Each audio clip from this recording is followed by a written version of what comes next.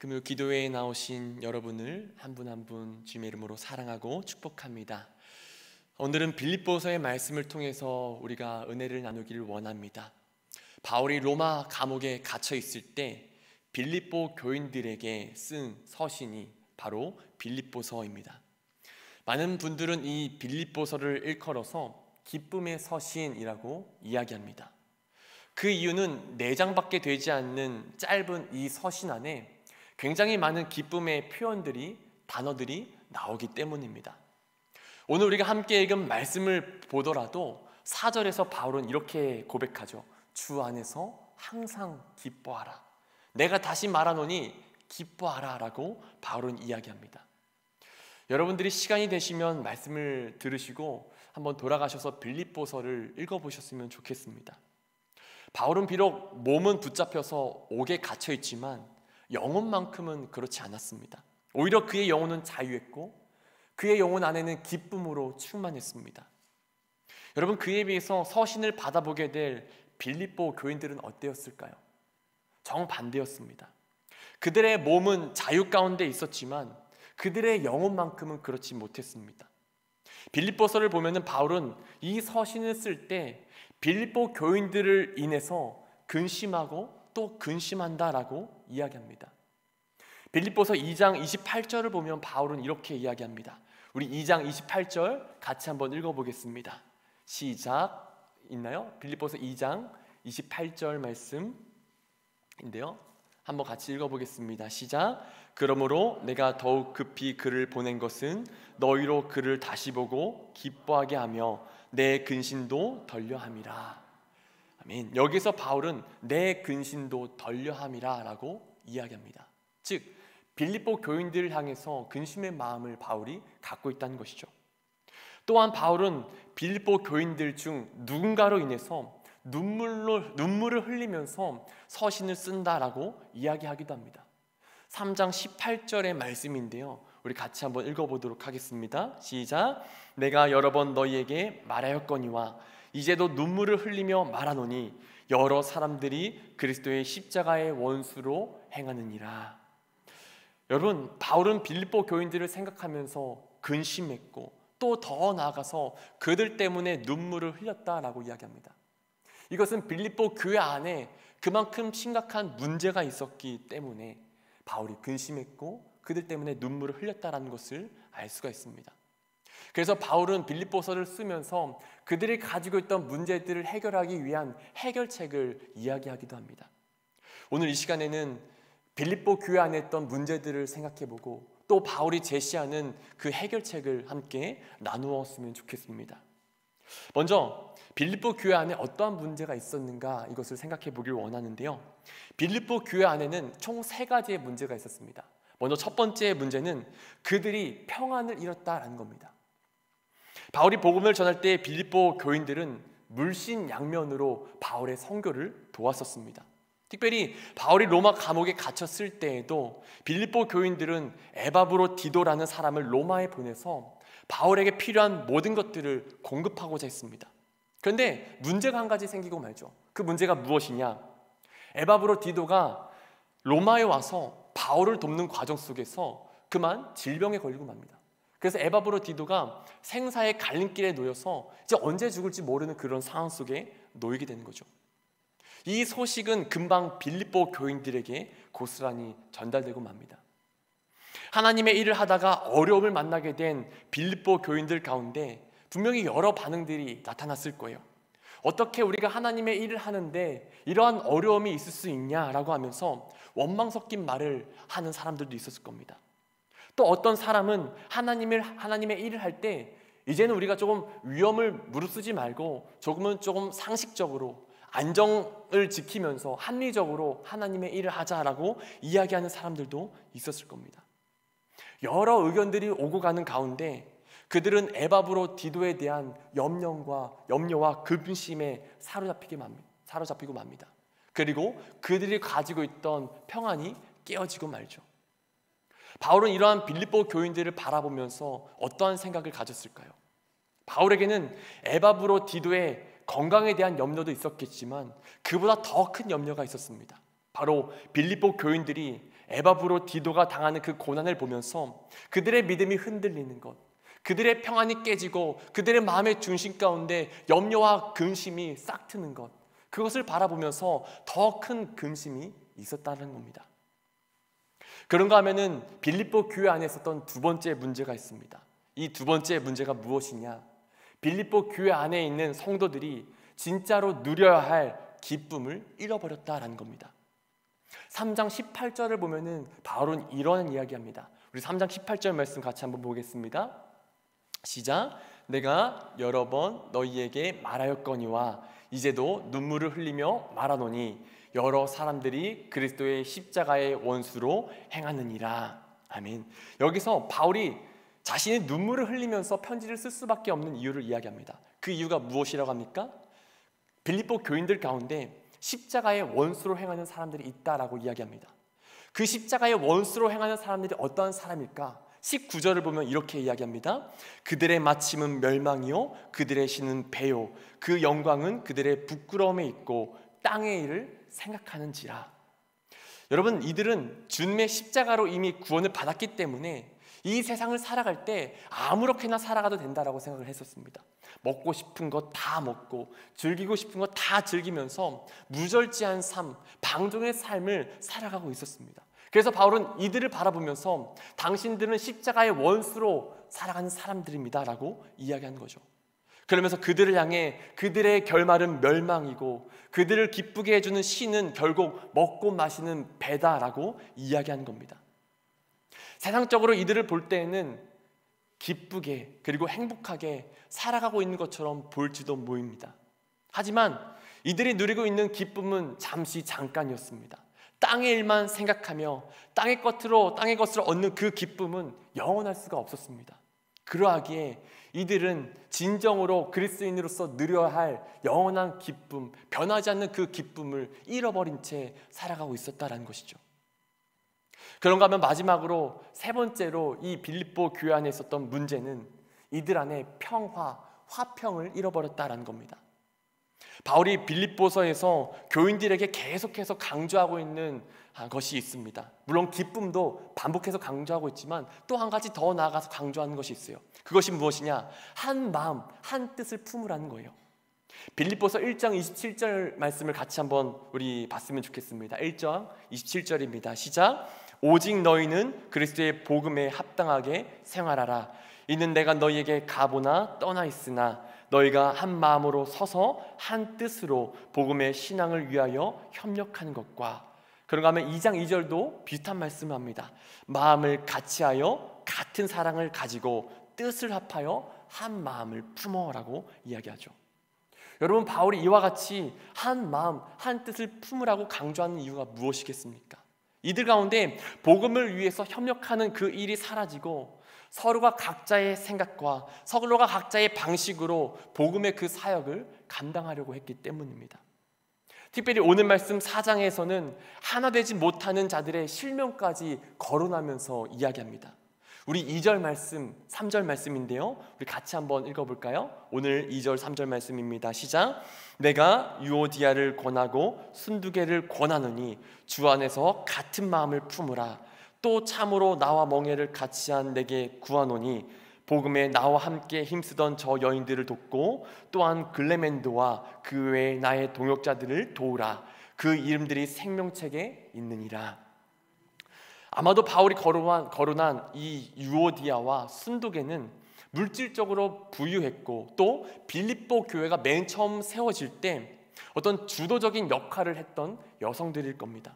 그렇기 때문에 교회 안에서 상당한 영향력을 행사하면서 교회 안에 평화를 깨뜨리고 또 불화를 일으켰을 것으로 우리는 생각할 수 있습니다. 특별히 바울이 글레멘드와 그 외의 동역자들을 도우라라고 권면하는 것으로 이렇게 볼 때 이들의 복음의 사명을 감당할 때 굉장히 자기 중심적인 생각을 가지고 나와 다른 생각을 가진 동역자들을 비난하고 또 무시하면서 그 일들을 감당하고 있었다는 것을 우리는 알 수가 있습니다. 이처럼 기쁨의 서신이라고 불리는 빌립보서 안에는 바울의 숨어있는 염려와 눈물이 담겨져 있습니다. 우리는 빌립보 교회 안에 있었던 그 세 가지의 문제를 살펴보았습니다. 첫 번째는 이들이 평안을 잃어버리고 염려와 근심 속에 있었다라는 것이었고요. 두 번째는 세상적인 기쁨, 물질적인 기쁨은 있을지는 몰라도 영원한 기쁨, 그리스도인으로서 누려야 할 진정한 기쁨은 잃어버렸다라는 것이었습니다. 그런가 하면 세 번째는 무엇이었습니까? 이들이 복음의 사역을 감당할 때 연합하여 화평을 이루기보다는 갈등과 분열 속에 놓여져 있었다라는 것이죠. 그런데 이러한 문제들을 비단 빌립보 교회 안에만 있었다라고 우리는 말할 수는 없을 것 같습니다. 어쩌면 오늘날 우리들도 신앙생활을 하면서 평안을 잃어버리기도 하고 또 기쁨을 잃어버리기도 하고 또 평화, 화평을 잃어버리기도 하기도 때문입니다. 누군가는 하나님을 예배하고 있지만 여전히 우리들의 삶 속에 염려와 근심이 가득하여서 평안을 누리지 못하고 계실지도 모릅니다. 또 누군가는 영원한 기쁨보다는 여전히 일시적이고 세상적인 기쁨을 누리면서 그것을 구하면서 늘 공허하고 답답한 삶을 살아가고 있을지도 모릅니다. 또 누군가는 그리스도의 몸된 교회 안에서 화평, 평화를 누리기보다는 마음속에 미움과 정죄가 있고 그 속에서 갈등과 분열 속에서 헤매이고 있을지도 모릅니다. 어쩌면 우리는 빌립보 교인들처럼 육신적으로는 풍요로운 삶, 육신적으로는 무언가에 얽매이지 않는 자유를 가지고 있을지는 모르겠지만 영적으로 볼 때에는 염려에 묶여있고 미움과 정죄에 묶여있고 또 공허함과 권태로움에 묶여있을 수도 있다는 것이죠. 이런 가운데 바울은 우리에게 믿음의 도전을 던집니다. 빌립보서 3장 17절을 보면 바울은 이렇게 우리에게 권면합니다. 형제들아 너희는 함께 나를 본받으라 라고 권면하죠. 그리고 4장 9절에서는 이렇게 말합니다. 너희는 내게 배우고 받고 듣고 본바를 행하라 라고 이야기합니다. 여러분, 바울은 육신적으로 볼 때 도저히 평안할 수 없는 상황 속에 있었습니다. 도저히 기뻐할 수 없는 상황 속에 있었습니다. 도저히 다른 누군가와 평화로운 그 관계를 유지할 수 있는 그 상황에 있지 않았습니다. 그러나 그의 영혼만큼은 달랐습니다. 아무리 세상에 그의 육신을 옥에 가둔다고 할지라도 그의 영혼만큼은 가둘 수 없었습니다. 그가 가지고 있는 평안과 기쁨과 그가 가지고 있는 그 평화를 가둘 수는 없었습니다. 여러분, 바울의 이러한 모습이 너무나도 멋지지 않습니까? 우리는 바울의 이 믿음의 도전처럼 바울을 보고 또 바울의 말씀을 듣고 바울을 본받아야 될 줄 믿습니다.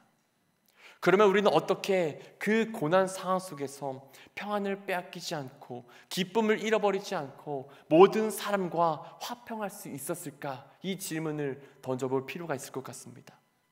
바울은 그 비결에 대해서 오늘 말씀 4장 1절에서 이렇게 이야기합니다. 우리 4장 1절 말씀 같이 한번 읽어보도록 하겠습니다. 시작. 그러므로 나의 사랑하고 사모하는 형제들, 나의 기쁨이요 멸류관인 사랑하는 자들아, 이와 같이 주 안에 서라. 아멘. 여러분, 바울이 마지막에 뭐라고 권면합니까? 이와 같이 주 안에 서라라고 이야기합니다. 주 안에 설 때 우리가 가지고 있는, 우리가 잃어버렸던 그 평안을 되찾을 수 있고, 주 안에 설 때 우리가 잃어버렸던 기쁨, 우리가 잃어버렸던 평화를 회복할 수 있다라고 이야기합니다. 그래서 4장 1절 이후에 이어지는 말씀을 보게 되면 주 안에서 우리가 누릴 수 있는 축복들에 대해서 이야기합니다. 우리 먼저 2절 말씀을 한번 볼까요? 2절입니다. 내가 유오디아를 권하고 순두개를 권하노니 주 안에서 같은 마음을 품으라 라고 이야기합니다. 여러분, 우리가 같은 마음을 품는다라는 것은 굉장히 중요한 일이죠. 그런데 우리가 같은 마음을 품는 것보다 더 중요한 것이 있습니다. 그것이 무엇이냐? 무엇을 기준으로 또 무엇을 중심으로 어떠한 틀 안에서 우리가 같은 마음을 품을 것인가 하는 겁니다. 간혹 어떤 범죄자들을 보면은 교도소에서 수감 생활을 다 한 후에 그들이 교화되어서 반성해서 나온 것이 아니라 오히려 더 교묘하게 그리고 더 대담하게 큰 죄들을 계획하고 또 그 죄들을 짓는 것을 보게 됩니다. 여러분, 그 이유가 무엇입니까? 교도소 안에 모인 죄수들끼리 자신들이 가지고 있는 그 범죄의 노하우를 서로 공유합니다. 그리고 출소한 후에 그들의 마음을 같이 해서 함께해서 더 교묘하게, 더 지능적으로 죄를 짓기 때문이죠. 이처럼 같은 마음을 품 때 무엇을 중심으로 같은 마음을 품느냐가 참 중요한 것 같습니다. 우리가 세상 안에서 같은 마음을 품게 되면 세상의 이익을 따라, 또 세상의 어떤 정치적인 신념을 따라, 또 누군가는 같은 취미를 따라서 같은 마음을 품고 어떤 한 모임을 만들 수 있습니다. 그런데 문제는 간혹 이렇게 세상적으로 같은 마음을 품고 모인 사람이 같은 사람끼리 모여서 무리를 형성하게 된다면 자신들의 무리와 성향이 다른 사람들을 배척하는 상황에 이르게 된다는 겁니다. 끼리끼리를 형성해서 나와 다른 무리를 배척하고 그 가운데 평화가 깨어진다는 것이죠. 여러분, 올해 대통령 선거가 있지 않았습니까? 그 가운데 가장 심각한 문제가 무엇이었습니까? 온 나라가 분열이 되었다는 것이죠. 어느 한쪽에 서면 반드시 다른 한쪽에 적이 될 수밖에 없는 상황 속에 있었습니다. 그래서 저는 웬만하면 제 아내와 정치적인 이야기를 하지 않습니다. 왜냐하면 가정의 평화가 깨어지기 때문이죠. 이런 가운데 바울은 교회로 한 몸으로 부름을 받은 그리스도인들은 세상 안에서 같은 마음을 품는 것이 아니라 주 안에서 같은 마음을 품으라라고 이야기합니다. 여러분, 주 안에서 같은 마음을 품는다는 것이 무엇을 의미할까요? 빌립보서 2장 5절에서 바울은 그 답을 우리에게 이렇게 말합니다. 우리 2장 5절 말씀 같이 한번 읽어보겠습니다. 시작. 너희 안에 이 마음을 품으라. 곧 그리스도 예수의 마음이니. 아멘. 여러분, 우리가 교회로 모여서 함께 하나님을 예배하고 또 하나님의 일을 행함에 있어서 어떤 세상적인 가치관, 우리가 가지고 있는 경험, 어떤 세상의 지혜 안에서 마음을 같이 하는 것이 아니라 주님의 마음을 품음으로써 한 마음이 되어야 된다라고 바울은 이야기합니다. 우리가 서로가 다른 생각에 서로가 다른 생각을 가지고 있습니다. 그런데 내가 가진 생각에 다른 사람을 맞추려고 한다면 그 가운데 분열이 일어날 수밖에 없습니다. 그렇기 때문에 우리가 할 수 있는 것은 서로가 가지고 있는 그 생각을 내려놓고 주님의 마음에 초점을 맞춰야 된다는 거예요. 그리고 각자가 주님의 마음을 품을 수 있어야 된다는 거죠. 그때 우리는 어느 누구 한 사람의 마음을 가지고 한 마음이 되는 것이 아니라 주님의 그 마음 안에서 한 마음이 될 수 있다는 겁니다. 오늘날 수많은 교회들이 갈등과 분열을 겪고 있습니다. 왜 분열을 겪고 갈등을 겪을까요?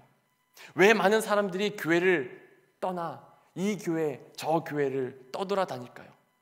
우리에게 어떤 성경적인 지식, 어떤 신앙적인 경험이 없어서일까요? 아닐 겁니다. 오히려 정반대일 거예요. 오히려 우리가 가지고 있는 경험이 너무나도 많아서, 우리가 가지고 있는 지식들이 너무나도 많아서 서로가 다른 그 경험과 지식들이 충돌하다 보니까 나와 맞지 않으니까 이 교회를 떠나고 또 저 교회를 떠나고 떠돌아다니게 된다는 것이죠. 그런 오늘날 우리들에게 바울은 말합니다. 주 안에서 한 마음을 품으라. 즉, 우리들의 생각과 마음을 내려놓고 주님께서 보여주신 그 삶을 바라보면서, 주님께서 우리에게 말씀하신 그 말씀 속에서 주님의 마음을 발견하면서 그 마음을 품어야 된다라고 이야기한다는 겁니다. 우리의 마음 가운데 그 주님의 마음이 기름 부어질 때 그 속에서 우리는 잃어버렸던 평화를 되찾을 수 있다라는 것이죠.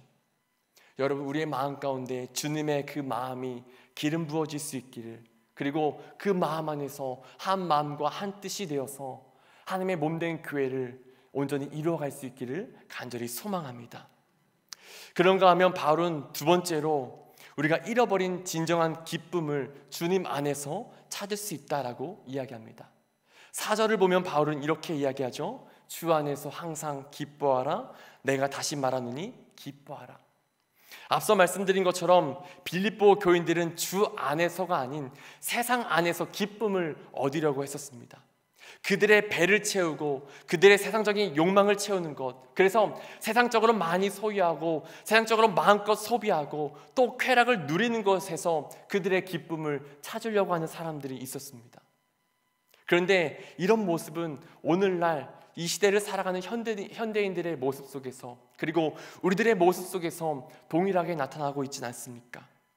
오늘날 우리들도 물질의 소유에서, 그리고 물질을 소비하는 것에서, 쾌락을 누리는 것에서 기쁨을 찾을 때가 많습니다. 물론 이것들도 우리에게 기쁨을 안겨줍니다. 그런데 이런 세상적인 기쁨에 문제가 있습니다. 그것은 이 세상적인 기쁨은 너무나도 일시적이고 너무나도 제한적이라는 겁니다. 기쁨의 기준이 외적인 것들에 있다 보니까 그 외적인 기준들이 사라지면 어떻게 됩니까? 금세 우리 안에 있던 기쁨도 사라지고 맙니다. 돈에서 기쁨을 찾는 사람이 돈을 잃어버리면 기쁨을 잃어버립니다. 건강에서 기쁨을 찾는 사람이 건강을 잃어버리면 기쁨을 잃어버립니다. 또한 다른 누군가와 외적인 것을 가지고 비교하게 되면 어떻습니까? 나에게 있는 것이 상대적으로 부족하고 결핍이 있는 것처럼 느껴질 때 우리는 금세 만족을 잃어버리고 또 기쁨을 잃어버리게 되는 거죠. 여러분들이 이것을 한 가지 기억했으면 좋겠습니다. 기쁨은 외부에 있는 것들로부터 오는 것이 아니라 우리 안에서 시작된다라는 것입니다. 한 가지 예를 들어보겠습니다. 여러분들이 어딘가를 가려고 합니다. 그리고 기차를 타기 위해서 역으로 갔는데 기차가 막 출발하려고 합니다. 그래서 어떻게 해서든 그 기차를 타기 위해서 전심을 다해서 막 달려갑니다.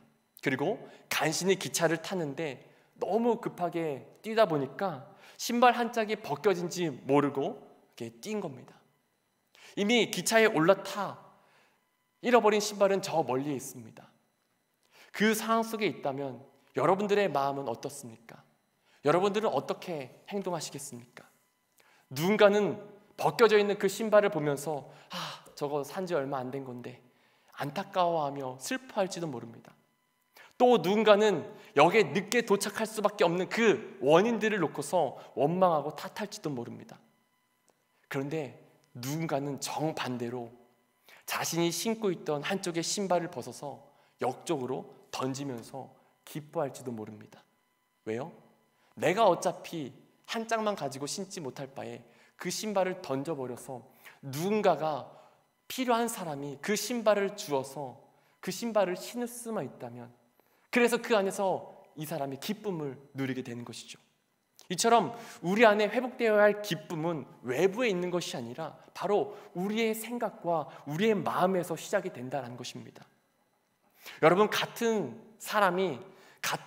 여러분, 여러 사람이 같은 상황을 마주한다고 할지라도 그 마음에 어떠한 삶의 가치관과 어떠한 세계관이 있느냐에 따라서 그 상황을 대하는 반응은 제각각일 겁니다. 여러분, 오늘날 우리가 붙들고 있는 기쁨은 어디에서 옵니까?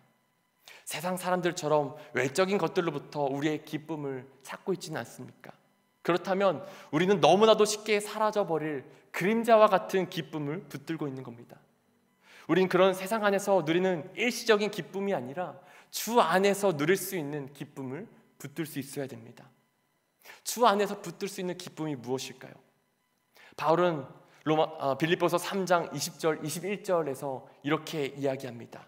우리 3장 20절 21절 말씀 같이 한번 읽어보겠습니다. 시작. 그러나 우리의 시민권은 하늘에 있는지라 거기로부터 구원하는 자 곧 주 예수 그리스도를 기다리노니 그는 만물을 자기에게 복종하실 수 있는 자의 역사로 우리의 낮은 몸을 자기의 영광의 몸의 형체와 같이 변하게 하시리라. 아멘. 여러분, 바울은 우리의 시민권이 이 땅 가운데 있는 것이 아니라 하늘에 있다라고 이야기합니다. 그리고 만물의 주인 되신 그 주님께서 이 세상 가운데 오실 때 우리의 낮은 몸은 영광의 몸으로 변화될 것이다 라고 믿음으로 고백합니다. 여러분, 이것은 주 안에 있는 자만이 누릴 수 있는 영광인 줄 믿습니다. 주 안에서 이것을 바라보며 이것을 소망할 때 우리는 이 세상이 주는 잠깐의 기쁨에 휘둘리지 않을 수 있습니다. 이 세상에서 얼마나 많이 소유했느냐, 얼만큼 좋은 것들을 소비할 수 있느냐, 이 세상에 어떠한 쾌락들을 누릴 수 있느냐, 이것에 따라서 일희일비하는 것이 아니라 그저 주신 것에 자족하며 하늘의 영광을 바라보면서 우리는 기뻐할 수 있다는 것이죠. 이 기쁨은 세상의 그 어떤 것도 뺏을 수 없는 기쁨입니다. 그렇기 때문에 바울이 권면한 것처럼 우리는 항상 기뻐할 수 있습니다. 어느 한순간에만 기뻐하는 것이 아니라 모든 순간순간이 우리의 삶의 기쁨이 된다는 것이죠. 여러분, 기쁨은 외적으로부터 오는 것이 아니라 우리 안에서 흘러나옵니다. 우리 안에 무엇이 있습니까?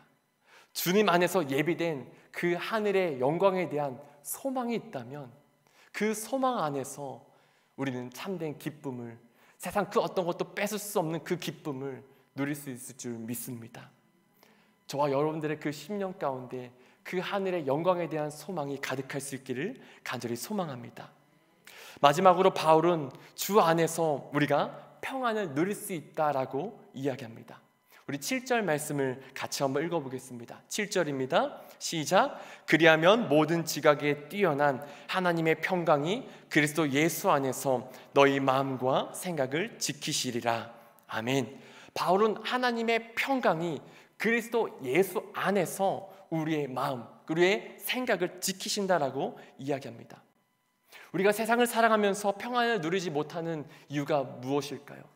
여러 가지 이유가 있을 거예요. 근데 그 중에 대표적인 예를 든다면 염려와 근심 때문에 우리는 평안을 누리지 못할 겁니다. 우리가 아까 살펴보았던 것처럼 빌립보 교인들도 에바브로 디도가 질병에 걸려서 생사를 오가자 그것 때문에 염려하면서 근심하면서 평안을 누리지 못했습니다. 우리들도 마찬가지라는 거죠. 우리들이 평안을 누리지 못하는 그 이유가 염려와 근심 때문입니다. 특별히 우리 앞에 놓여져 있는 불확실한 미래 때문에 우리는 염려하고 근심합니다. 특별히 내가 처해 있는 그 상황 속에서 내 힘과 내 능력으로 통제할 수 없는 어떤 상황을 마주했을 때 우리는 염려하고 근심합니다. 특별히 우리가 코로나19라고 하는 이 시간을 지나가면서 이것을 경험하지 않았습니까? 코로나19가 어떻게 변이될지 모르기 때문에, 또 어떻게 확산될지 모르기 때문에 그 불확실함 속에서 우리는 염려했고 근심했습니다. 또 코로나19로 인간의 그 지식과 인간의 그 능력을 어떻게 통제할 수 없었기 때문에 우리는 염려하고 근심했습니다. 그리고 그 염려와 근심 때문에 우리는 평안이 깨어지고 평안을 누리지 못하는 삶을 살았었습니다. 그런 우리에게 바울은 주님 안에서 우리의 마음과 생각을 지키고 세상의 평안이 아니라 하나님의 평안을 누릴 수 있는 그 방법을 알려줍니다. 그 방법이 무엇입니까? 바로 6절을 보면은 우리가 잘 아는 말씀이 나오죠. 우리 6절 말씀 우리 마지막으로 한번 같이 읽어볼까요? 6절입니다. 시작. 아무것도 염려하지 말고 다만 모든 일에 기도와 간구로 너희 구할 것을 감사함으로 하나님께 아뢰라. 아멘. 바울은 말합니다. 아무것도 염려하지 말고, 즉 우리의 힘과 우리의 능력으로 해결할 수 없는 그 어떤 큰 문제를 만났다고 할지라도 염려하지 말라는 거예요. 그러면서 주는 말씀이 무엇이요? 다만 모든 일에 기도와 간구로 나가라라고 이야기하죠. 즉 아무리 작은 일, 우리의 힘과 우리의 능력으로 할 수 있는 것 같은 작은 사소한 일까지도 하나님께 일일이 간구하면서 기도하면서 나아가라라고 이야기합니다. 그런데 특별히 우리가 그렇게 나아갈 때 바울이 마지막으로 한 가지 조건을 붙입니다. 어떤 조건을 붙입니까? 감사함으로 아뢰라라고 이야기하죠. 아직 내 앞에 문제가 그대로 있지만, 아직 내 기도의 응답이 이루어지지 않았지만 그럼에도 불구하고 감사함으로 아뢰라라고 바울은 이야기합니다. 여러분, 어떻게 아직 내 상황이 변하지 않았지만, 내 기도의 응답이 이루어지지 않았지만 그럼에도 불구하고 감사할 수 있겠습니까? 무엇이 우리로 하여금 감사하게 만들겠습니까? 그것은 바로 믿음인 줄 믿습니다. 주님께서 세상 그 누구보다 나를 사랑하신다는 믿음, 주님께서 여전히 신실하게 나의 삶을 불꽃 같은 눈으로 낮이나 밤이나 지키시고 계신다는 그 믿음, 상황은 여전히 막막하고 답답하지만 이 세상이 여전히 주님의 그 통치권 아래, 주권 아래 놓여있다는 그 믿음, 그 믿음을 가질 때 상황이 아무리 답답하고 상황이 아무리 힘들어도 그 속에서 감사할 수 있다는 거예요. 주님께서 우리를 망하지 않게 할 것을 믿기 때문에, 확신하기 때문에, 어떻게 해서든 우리를 선하게 인도하실 것을 믿기 때문에 그 안에서 감사함으로 기도하고 아무것도 염려하지 않을 수 있다는 것이죠. 여러분, 주님 안에 모든 만물의 통치권이 있는 줄 믿습니다. 주님 안에 그 모든 것이 있기 때문에 우리는 아무것도 염려하지 않을 수 있는 겁니다. 주님 안에서만 우리는 온전한 평안을 누릴 수 있다는 것이죠. 말씀을 맺겠습니다. 여러분, 오직 주님 안에만 평화가 있는 줄 믿습니다. 오직 주님 안에만 기쁨이 있는 줄 믿습니다. 오직 주님 안에만 평안이 있는 줄 믿습니다. 저와 여러분들이 세상에 그 어떤 것도 빼앗을 수 없고 그 어떤 것도 묶을 수 없는 주님 안에 있는 그 평화와 평안, 기쁨을 누릴 수 있는 복된 삶이 될 수 있기를 간절히 주님의 이름으로 축원합니다. 기도하겠습니다. 하나님 감사합니다. 이 세상을 살아갈 때 세상의 현실을 보면 늘 우울하고 늘 걱정되고 염려할 수밖에 없지만 그럼에도 주님께서 우리를 붙들고 계시고 우리와 함께 하시기 때문에 우리는 모든 상황 속에서 감사할 수 있고 모든 상황 속에서 기뻐할 수 있는 줄 믿습니다. 우리가 주님 안에서 모든 것을 바라볼 수 있는 믿음을 허락하여 주시고 주님 안에서 한 마음을 품을 수 있도록 은혜를 더하여 주셔서 우리가 합력하여 주님께서 맡기신 그 일들을 잘 감당하며 나아갈 수 있도록 인도하여 주시옵소서. 감사드리며 예수님의 이름으로 기도드렸습니다. 아멘.